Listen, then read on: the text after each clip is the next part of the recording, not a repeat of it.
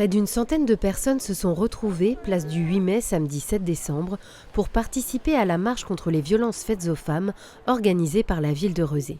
C'est une marche qui devient récurrente. L'idée, c'est de montrer, de rendre visibles les violences intrafamiliales et les violences envers les femmes. Donc ça s'inscrit dans la journée internationale de lutte contre les violences envers les femmes.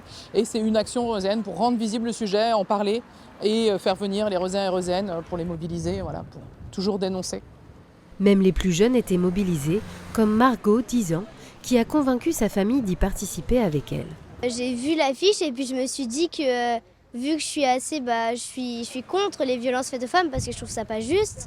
Ça m'intéressait pour la première fois que j'aille manifester, que ce soit pour cette cause-là.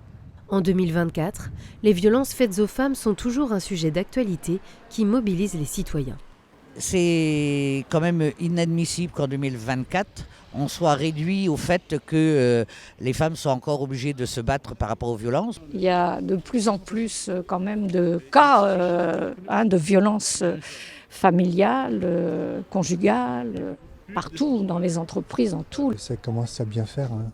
J'ai beau être un homme, voilà quoi, je sais pas. Non, pour moi, il n'y a pas besoin de grand développement, quoi. Je pense qu'on est dans un monde qui change beaucoup et c'est très important que ce sujet-là notamment change beaucoup, que la vision des gens évolue. On connaît tous au moins une femme de notre entourage qui a subi des violences, que ce soit physiques ou psychologiques.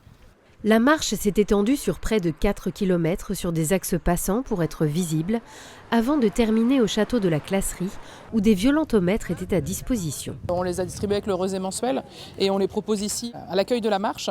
L'idée, c'est que chacun puisse se sensibiliser au sujet et comprendre quels sont les comportements déviants, les comportements qui vont vers la violence. Donc il y a un degré de violence dans ce violentomètre et c'est bien que tout le monde en ait connaissance, ça alerte, ça sensibilise et puis ça permet peut-être de prendre conscience pour certaines. Est-ce qu'après s'être défoulé, l'homme offre un bouquet de roses ? La mobilisation s'est terminée avec une prestation de slam poétrie qui a délivré des textes forts sur le sujet, de quoi poursuivre la prise de conscience collective.